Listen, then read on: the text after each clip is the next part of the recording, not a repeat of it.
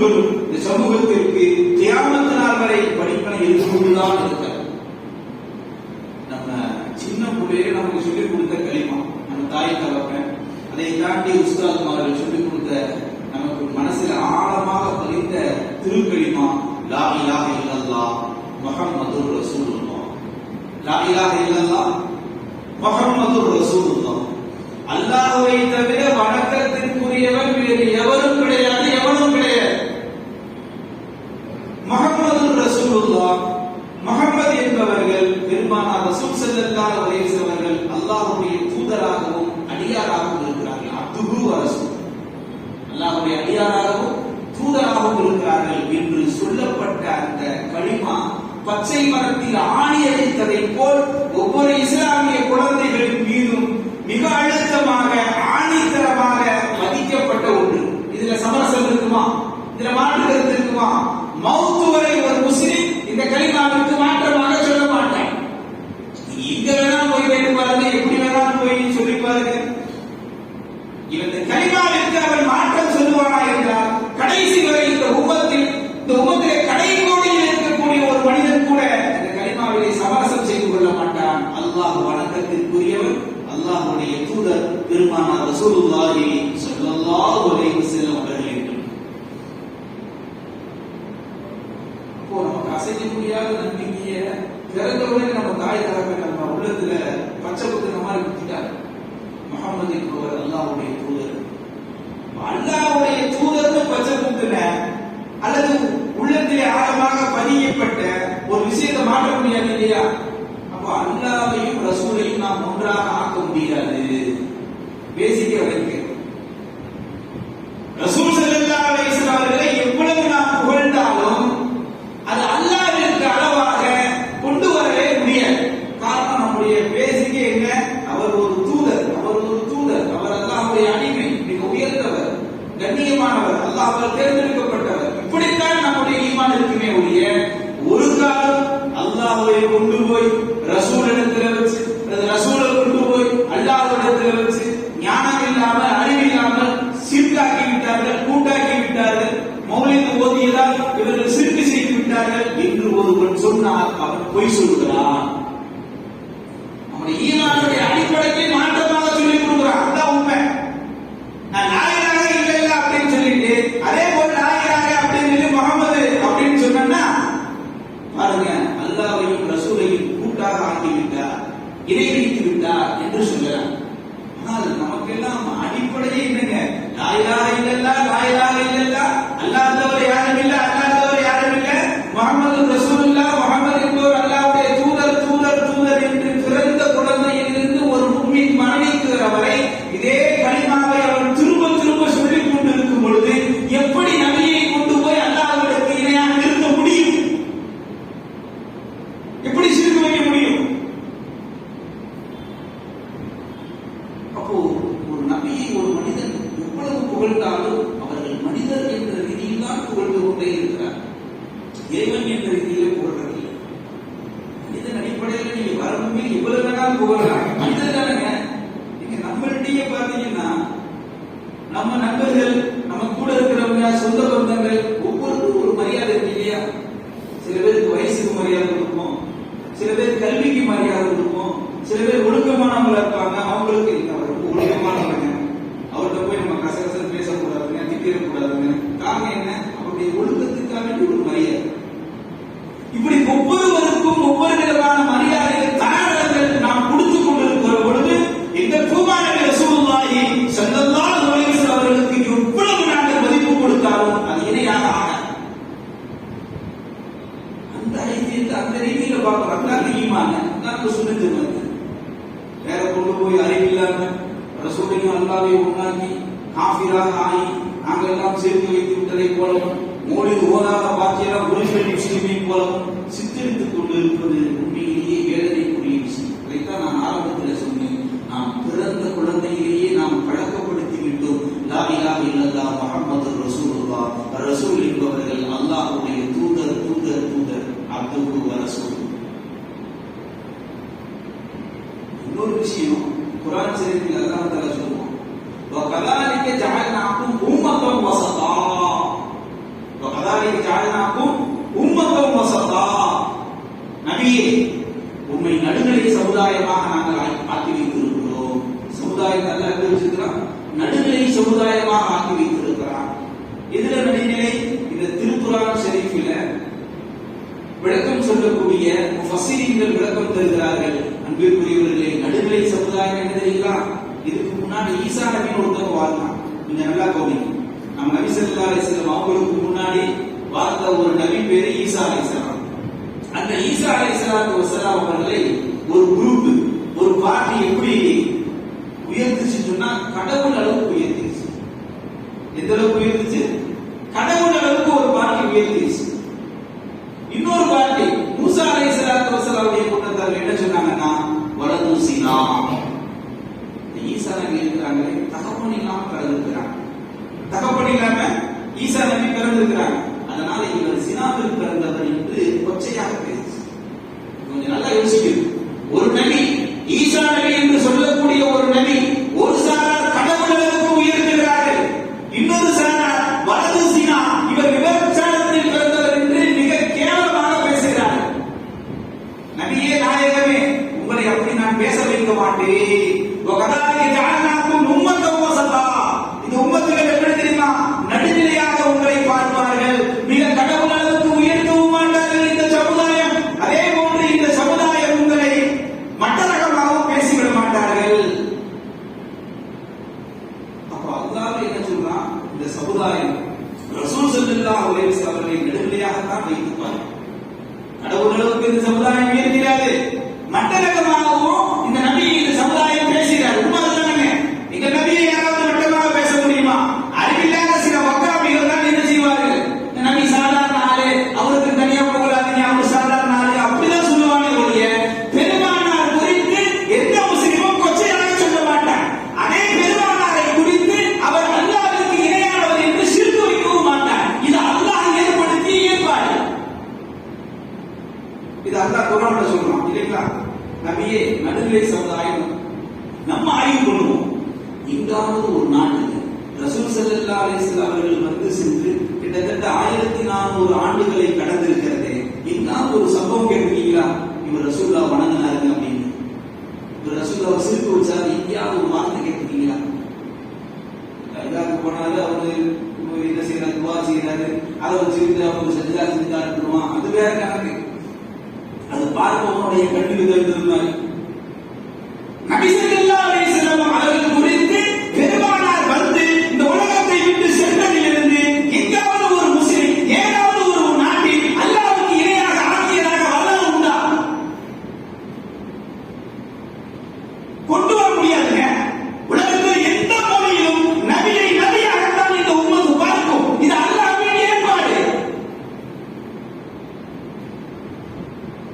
இதற்கு முன்னால் சில நபிமார்களை அல்லாஹ் தஆலா படைத்தான். அந்த நபிமார்களை சில மக்கள் ஏசினார்கள், தூற்றினார்கள், உயர்த்தினார்கள், கடவுள் அளவுக்கு உயர்த்தினார்கள். அதெல்லாம் வரலாறு உண்டு. ஆனால் எங்கள் கோமானிய ரசூல் ஸல்லல்லாஹு அலைஹி வஸல்லம் அவர்கள் குறித்து அல்லாஹ் சொல்லுகிற பொழுது வகதாலிக ஜஅல்னாக்கும் உம்மத்தன் வஸதா, இந்த உம்மத்தை, இந்த சமுதாயத்தை நான் நடுநிலையான சமுதாயமாக ஆக்கி வைத்திருக்கிறேன் என்று அல்லாஹ் சொல்லுகிறார் என்றால், இன்றைக்கு மாத்திரமல்ல, 1400 ஆண்டுகளாக நீங்க ஆய்வு பண்ணுவீங்க. ரசூலை வைத்து, பெருமானாரை வைத்து ஒருவன் சிறுக்கு செய்யவே மாட்டான். சிறுக்கு செய்ய முடியாது. ஏன்னா அவர் ரசூல், ரசூல் அல்லாஹ்வுடைய தூதர், அல்லாஹ்வுடைய அடிமை என்று தானே சொல்லி சொல்லி பழக்கப்பட்டிருக்கிறோம். உள்ளத்தில் அப்படிதான் பக்கத்து வச்சிருக்கிறோம். லா இலாஹ இல்லல்லாஹ் முஹம்மதுர் ரசூலுல்லாஹ், அவரை அல்லாஹ்வுக்கு இணையாக ஆகவே முடியாது. நீ எப்படி புகழ்ந்தாலும் ஆக முடியாது. ஆனால் இன்றைக்கு என்ன சொல்றான்? அல்லாஹ்வின் ரசூலை உன்னாக்கி சிறுக்கு வச்சிருந்த, நீ மோசமான வழியில போயிட்ட, நீ சிறுக்கோட சிறுக்கா செஞ்சு அமல்லாம் போச்சு, சுன்ன ஜமாத்துக்காரன் பூரா காஃபிர் ஆயிட்டான்னு சொல்லிடுறான். ஒரே வார்த்தையில் முடிச்சாங்க. அது அறியாமையின் வெளிப்பாடு. அவர்களாக நினைத்துக் கொள்வதனுடைய வெளிப்பாடு. ஒரு காலம் ஒருவர் மௌலித் ஓதினாலும் பெருமானாரை புகழ்ந்தாலும் அவன் ஷிர்காக வைக்க மாட்டான் என்பது குர்ஆன் ஷரீஃபும் சொல்லுகிறது, நம்முடைய அறிவும் சொல்லுகிறது, ஆய்வு சொல்லுகிறது. உலகத்திலே எங்கேயுமே எங்கள் நபி பூமானபி ரசூலுல்லாஹி ஸல்லல்லாஹு அலைஹி வஸல்லம் மௌலித் மீலாது இருப்பார்களே ஒழிய அல்லாஹ்விற்கு இணையான ஒரு ஜீவன் என்று யாரும் சொல்லவே மாட்டார். ஒரு நபர் என்று எந்த ஒரு உண்மையும் சொல்ல மாட்டான். இன்றைக்கு மாத்திரமல்ல, இன்னைக்கு கியாமத் நாள் வரை சொல்ல மாட்டான். பேர்பட்ட உன்னதமான பூமான் ரசூலுல்லாஹி ஸல்லல்லாஹு அலைஹி வஸல்லம் அவர்களை புகழ்வதில் நமக்கு என்ன தடை இருக்கு? அல்லாஹ் அவ்வளவு புகழ்றானேங்க. இது ஏன் சொல்ற அப்படின்னு சொன்னா, திரும்ப திரும்ப நபியினுடைய அந்தஸ்து குறித்து நம் அசை போட வேண்டும், பேச வேண்டும், கேட்க வேண்டும். இந்த தொடர்ச்சி இருந்தால்தான் நபியின் மீது மஹப்பத்து பெறும். மஹப்பத்து, பிரியம் இதெல்லாம் எதிர்த்து வருங்க. திரும்ப திரும்ப நபியின் மீது காதல் கொண்டு, நபியின் மீது அக்கறை கொண்டு, நபியினுடைய நேசத்தை பற்றி பேசிக்கொண்டும் கேட்டுக்கொண்டும் இருக்க இருக்கத்தான் நபியினுடைய காதலும் அன்பும் நேசமும் வரும். இதனால்தான் பல இடங்கள்ல மீளாது, சில இடங்கள்ல 3 நாள் மீளாது, சில இடங்கள்ல 2 நாள் மீளாது. அவர்களை பற்றி பேசிக்கொண்டே இருக்கிறார், ஒரு பக்கம் ஒளிச்செறி கூறிக்கொண்டே இருக்கிறார். காரணம், நபி ஸல்லல்லாஹு அலைஹி வஸல்லம் அவர்கள் மீது உண்டான காதலும் நேசமும் அதிகமாக ஆக வேண்டும். அவர்கள் குறித்து நாம் அசாட்டையாக சர்வசாதாரணமாக நினைத்துவிடக் கூடாது என்பதால் தானே நபியும் நாமும் எப்படி உண்டாக அப்படி சொல்லுவாங்க. ரத்தமும் சதை எலும்பு இதெல்லாம் நமக்கு இருக்கு, நம்பிக்கை இருக்கு, ஓகே. ஆனால் அந்தஸ்து என்று வருகிற பொழுது அல்லாஹ் எவ்வளவு உயரத்தில் வைத்திருக்கிறார். இங்கே நாம் அதைத்தான் பார்க்க வேண்டும். நபி ஸல்லல்லாஹு அலைஹி வஸல்லம் அவர்கள் தூங்குவாங்க, அசந்து தூங்கிடுவாங்க. தூங்கி எந்திரிச்ச உடனே அப்படியே தொழுக ஆரம்பிச்சிருவாங்க.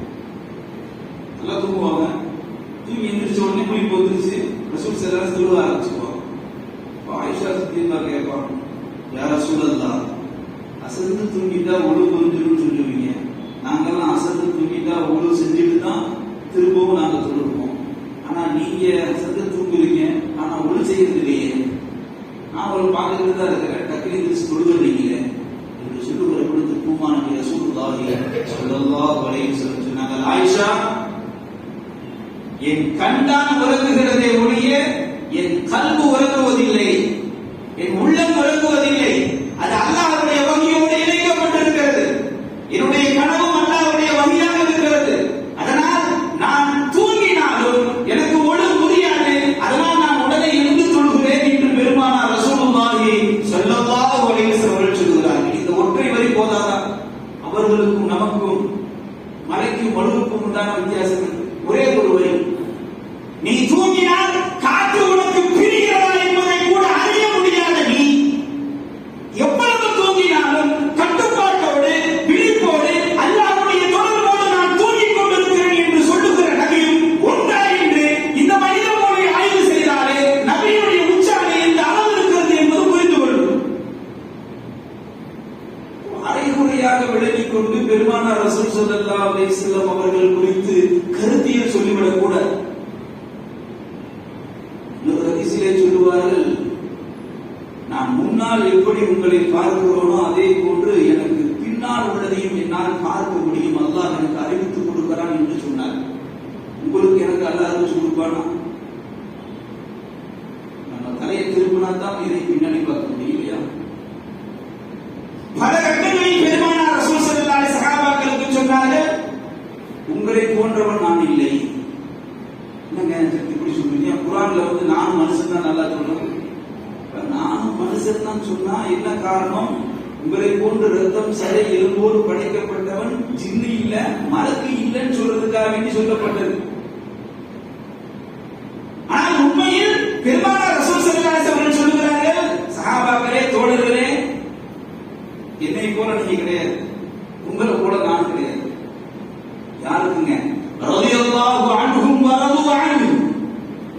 இந்த சஹாபாக்களை அல்லாஹ் தஆலா பொருந்திக் கொண்டேன் என்று சொன்னானோ அந்த சஹாபாக்களுக்கு நபி சொல்லுகிறார்கள், என்னை போன்று உங்களால் ஒருவரும் இருக்க முடியாது. எனக்கு கொடுக்கப்பட்ட ஆற்றல் வேறு, அங்கீகாரம் வேறு, என்னுடைய வாழ்வியல் வேறு.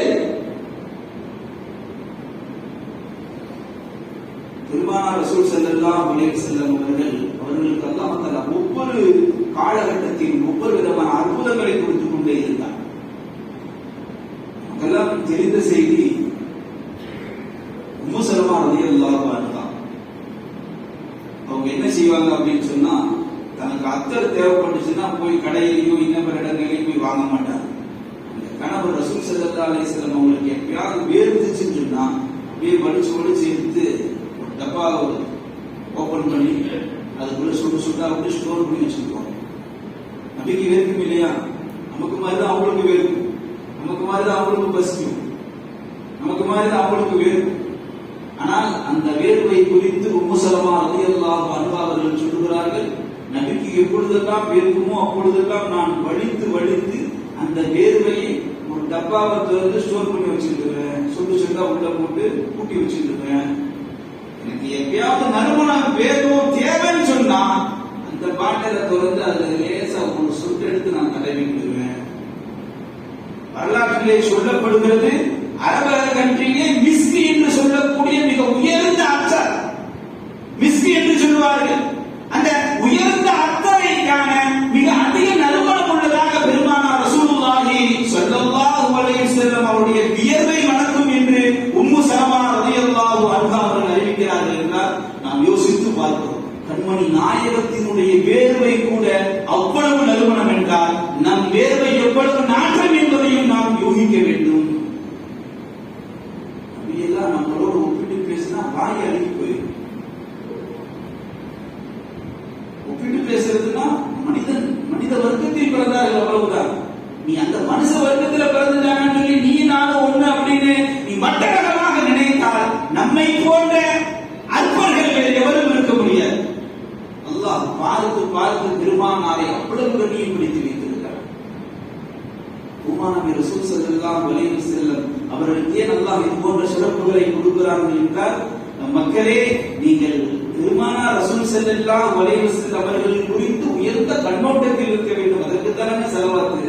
தன்னை திக்ர் செய்யின்னு சொன்ன அல்லாஹ் சுப்ஹானல்லாஹ் சொல்லு, அல்ஹம்துலில்லாஹ் சொல்லு, அல்லாஹ் அக்பர் சொல்லுன்னு தனக்கு திக்ர் செய்யின்னு சொன்ன அல்லாஹ் தான் என்ன சொல்றான்? என் நபியின் மீது, என் அடியாரின் மீது நீங்கள் செலவாத்து சொல்லுங்கள் என்று சொல்லுகிறான் என்றால் நாம் யோசித்து பார்க்கிறோம். அந்த நபியினுடைய உயர்வை தான் உள்ளத்திலே புகுத்த வேண்டுமே ஒழிய வகமதிகளுடைய நச்சு கருத்துக்களை ஒரு காலம் நம் உள்ளத்திலே கொண்டு வரவே கூடாது. மசாலா போற பக்கம் சொல்லிட்டு போயிடுவான். மௌலித் ஓதுன்னு சொன்னா அல்லாஹ்வை ரசூலையும் கூட்டாக்கிட்டான், பாவனுக்கு தேடிட்டான் அப்படின்னு சொல்லி நம்ம அல்லாஹ் ரசூலையும் கூட்டாக்கவே முடியாது. அதான் ஆரம்பத்தில் சொல்றது லா இலாஹ இல்லல்லாஹ் முஹம்மதுர் ரசூலுல்லாஹ், அல்லாஹ் ஒருவன் தான், அல்லாஹ்வுடைய தூதர் என்பவர்கள் பெருமானார் ரசூல் ஸல்லல்லாஹு அலைஹி வஸல்லம் அவர்கள் அசைக்க முடியாத ஈமான், மவுத் வரை அசைக்க முடியாத ஈமான். அப்பேற்பட்ட ஒரு ஈமானை எப்படி நாட்டகம் வைக்க முடியும்? முடியாது, ஒரு காலம் முடியாது. அப்போ பெருமானார் ரசூல் ஸல்லல்லாஹு அலைஹி வஸல்லம் அவர்களை நாம் எவ்வளவு புகழ்ந்தாலும் புகழ்ச்சி ஸல்லல்லாஹு அலைஹி வஸல்லம் சொல்லுவாங்க, என்னை நீங்க புகழாதீங்கன்னு சொல்லியிருக்கிறாங்க, என்னை நீங்க புகழாதீங்கன்னு சொன்னாங்க. அடுத்தடி எப்படி சொன்னாங்க? என்னை நீங்கள் புகழாதீர்கள். எப்படி ஈசா அலைஹிஸ்ஸலாத்து வஸ்ஸலாம் அவர்களை கடவுள் அளவுக்கு ஒரு கூட்டம் புகழ்ந்து விட்டதோ அது மாதிரி புகழ்கிறாதீங்கன்னு சொன்னாங்க. நம்ம கடவுள் அளவுக்கு நம்ம புகழ்றோம், அல்லாஹ்வுக்கு இணையா புகழ்றதுல முட்டாள நம்ம அல்லாஹ்வுடைய தூதர்னு சொல்லி போட்டு அல்லாஹ்வுக்கு இணையா கொண்டு போக முடியுமா? நம்முடைய கொள்கைக்கு எதிராக இருக்கா இல்லையா? அந்த வார்த்தையை விட்டுருவோம். அப்படி எங்காவது கண்டிருக்கீங்களா? நான் திரும்ப உங்க ஆய்வு கேட்கிறேன். உலகத்துல 1400 ஆண்டுகளா எத்தனையோ நாடுகள் இருக்கிறது, இங்கேயோ முஸ்லிம்கள் வாழ்கிறார்கள். எங்காவது கேள்விப்பட்டிருக்கீங்களா? முகமது நபியை இவர் அல்லாஹ்வுக்கு இணையாக்கி சிரிப்பு வச்சுட்டாருங்க. இந்த வார்த்தையை கேள்விப்பட்டீங்க தமிழ்நாடு தவிர? அது இன்னும் ஒரு 20-30 வருஷமா தான் வார்த்தையை சொல்றாங்க.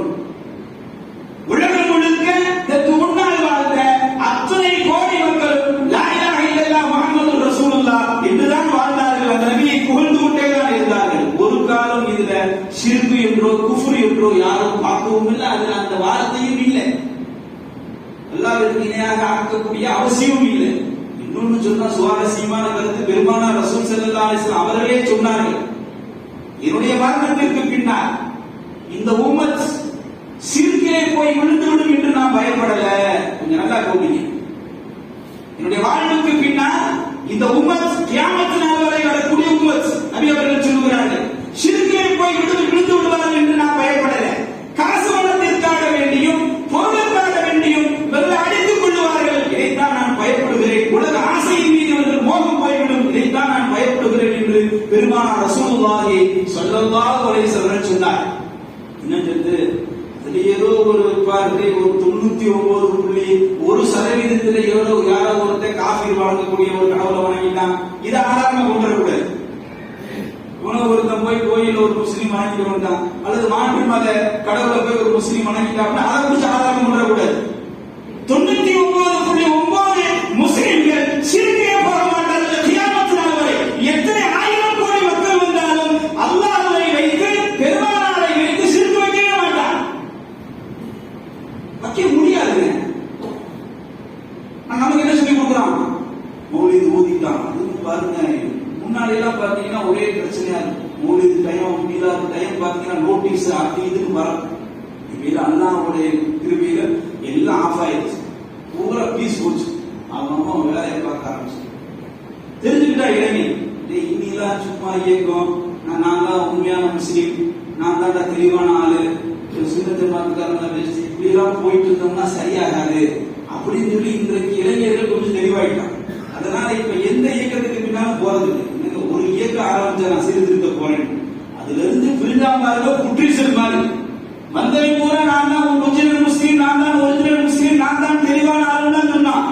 புற்றீசல் மாதிரி துவங்கப்பட்டது 30 ஆண்டுகளுக்கு முன்னால் ஒரே ஒரு இயக்கம். பிரிந்து போனா பாருங்க எத்தனையோ பல இயக்கங்களாகி பிச்சுக்கிட்டு போயிட்டான். இதெல்லாம் நீங்க ஆய்வுக்கு எடுத்துக்கணும். அதனால சொல்றேன், எத்தனையோ பேர் போனா.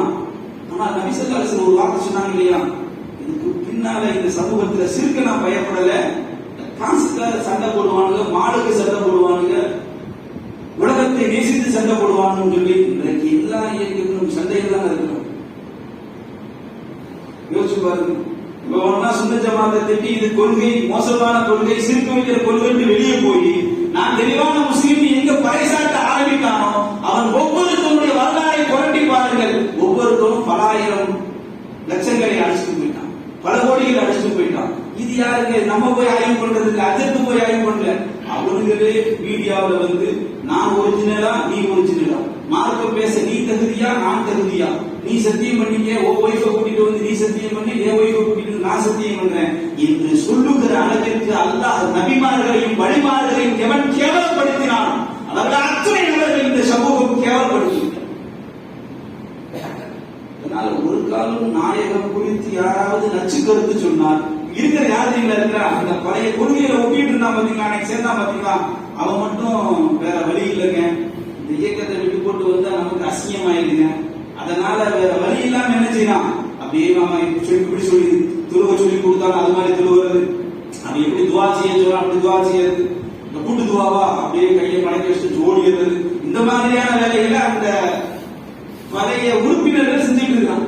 புதுசா இருக்கிற இளைஞர்கள் அந்த போறதே இல்லை, நீ கூப்பிட்டாலும் போக மாட்டான்.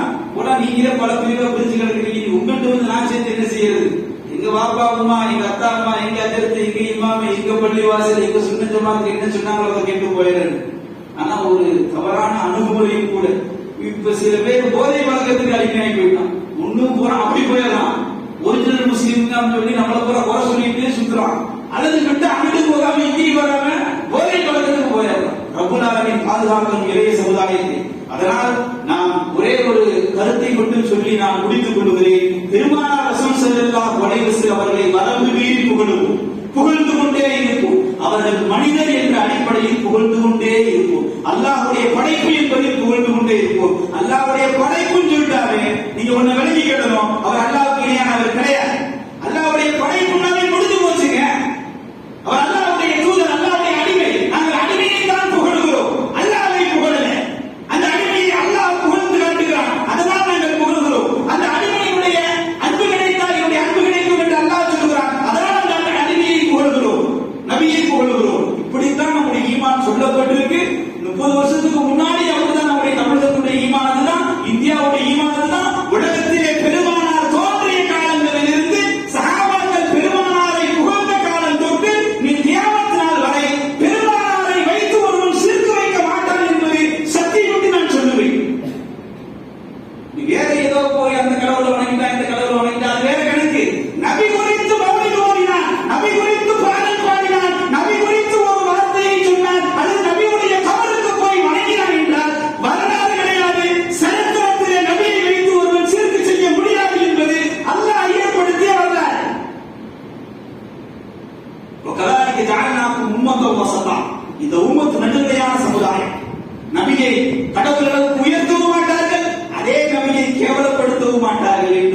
ஷெரீஃபில் இந்த உம்மத்து குறித்து அல்லாஹ் சொல்லி தருகிறான்.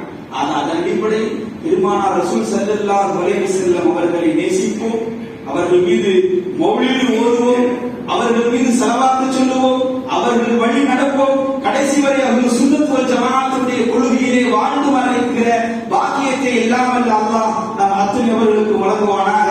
வாஹிரு தாவானா அல்ஹம்துலில்லாஹி ரப்பில் ஆலமீன். ஸலாமு அலைக்கும் வரஹ்மத்துல்லாஹி வபரகாத்துஹு.